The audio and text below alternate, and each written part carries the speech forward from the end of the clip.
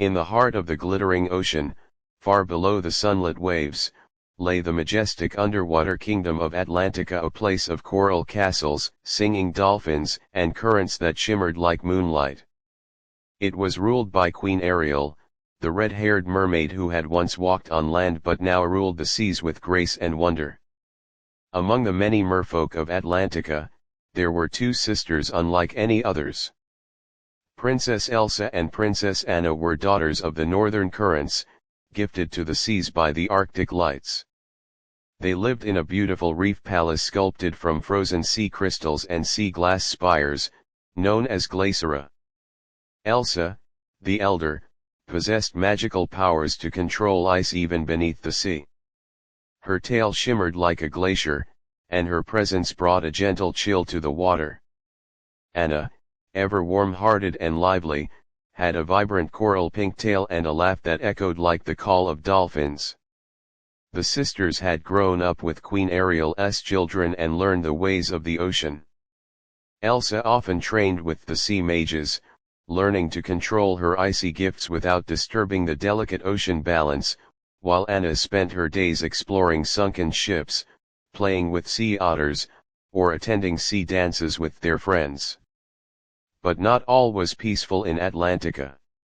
From the deep trenches to the west came troubling whispers. A dark tide was rising. A creature long thought vanquished had returned. Morgatha, the sister of the sea witch Ursula, had risen from the abyssal depths. Twisting currents and shadow eels followed her wake. Her goal was clear: to seize Atlantica's throne and flood the kingdom in black ink and fear. When Queen Ariel summoned her royal council, Elsa and Anna swam side by side into the great coral throne room. "A storm brews," Ariel said gravely, her voice carried by wave song. "Morgatha seeks the Trident of Tides. If she claims it, not only Atlantica, but all seas will fall." Elsa stepped forward. "Then we must stop her. I can hold her forces back with my magic." Ariel nodded. "But Morgatha is cunning. She dwells in the midnight rift, where even light fears to go." "I'm not afraid," said Anna. "Where Elsa goes, I go too." The sisters prepared for their journey. Elsa wore a mantle of enchanted kelp that amplified her powers. Anna carried a conch dagger that shimmered with light, a gift from the dolphin guardians. Alongside them swam their sea companions, Sven, a loyal sea seal, and Olaf, a bubbly little pufferfish with an overactive imagination and a heart of gold. Their journey took them through luminous jellyfish forests, past whale song caverns, and through kelp mazes haunted by echoing siren songs. In each place, Elsa used her powers not to freeze, but to protect, to calm raging waters, to shield against predatory eels, and to build bridges of solid water for the group to pass safely.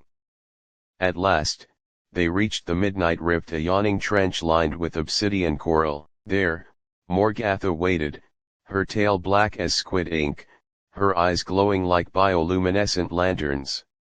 She rose from her lair, wielding a staff made from the bones of sunken leviathans. "So the little ice princess thinks she can freeze the sea," Morgatha sneered. "Foolish child. The ocean belongs to shadow, not snow."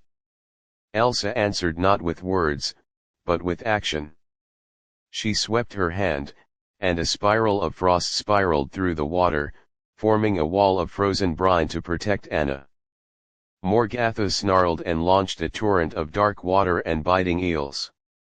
The battle began. Anna darted and spun through the battlefield, drawing the eels away and using the conch dagger to flash beams of light into the darkness. Olaf, despite his puffiness, bravely distracted Morgatha's stingrays with jokes and bubbles. Elsa, however, called upon her deepest magic. Drawing from the cold heart of the ocean floor, she conjured a storm of shimmering ice shards and frozen whirlpools. Morgatha shrieked as her dark magic began to falter under the purity of Elsa's power. but the sea witch was clever. With a flick of her tail, she summoned a current so fierce that it knocked Anna into a cavern wall, dazing her. Morgatha surged forward toward the Trident of Tides, which sat upon an altar of coral nearby. Anna! Elsa screamed, rushing toward her sister. Morgatha grinned. Choose, Ice Queen. Your sister or the trident. Elsa paused only for a breath. Then she swirled her hands, casting a spell of such force that the water around the trident solidified into crystal ice, encasing it beyond Morgatha's reach. At the same time, she sent a ribbon of frost to wrap gently around Anna and pull her to safety. No! Morgatha howled. She tried to shatter the ice with her staff, but Elsa, rising in a whirl of frozen water, unleashed a final wave of glacial power. You will not claim the sea, Elsa declared, her voice ringing clear. With Anna now by her side and the power of sisterhood glowing bright, Elsa and Anna united their strength. Anna flung the light from the conch dagger, piercing Morgatha's staff, and Elsa sealed the sea witch in a prison of unmelting ice, sinking her to the deepest trench. The silence that followed was broken by Olaf's cheer. Did we win? Are we heroes? Do we get sea crowns? Back in Atlantica, Queen Ariel greeted the sisters with pride. The trident was safe.